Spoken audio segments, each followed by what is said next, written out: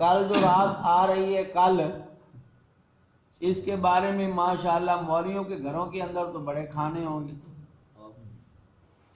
تو یہ جو دیوبند ہے نا، دیوبند انہوں نے ہر شے بند کر دی.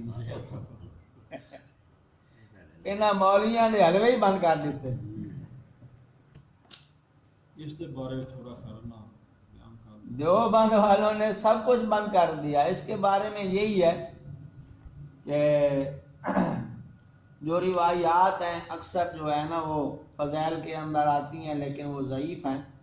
اگر کوئی آدمی عبادت کرتا ہے تو کر لے، اگر کوئی روزہ رکھنا چاہتا ہے تو رکھ لے، ورنہ وہ چیز نہیں ہے جو لوگوں کے دل کے اندر ہے نا کہ اس کے اندر جناب وہ رزق تقسیم ہوتا ہے، یہ ہوتا ہے، وہ ہوتا ہے، روزی بڑھتی ہے.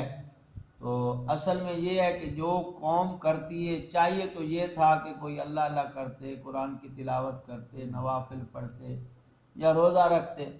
الٹا یہ پٹاخے چلاتے ہیں، آتش بازی ہوتی ہے. یہ تو خدا کو ڈرا رہے ہیں نا، جلدی کرو ہماری روزی بڑھاؤ.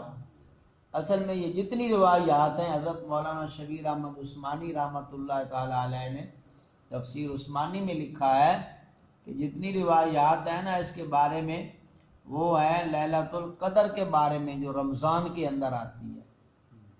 وہ ساری روایات کیا ہیں؟ لیلۃ القدر. اگر کوئی آدمی کرنا ہی چاہتا ہے تو ٹھیک ہے، کرے عبادت. روزہ رکھ سکتا تو رکھے، نفلی عبادت. ہاں نفلی عبادت ہے. لیکن یہ جناب لڑکے اکٹھے کر لینا اور جناب اجتماع بنا لینا اور گپیں لگانی مسجد کے اندر، مسجد کی بھی بے حرمتی کرنا اور یہ اہتمام وغیرہ والی بات ہے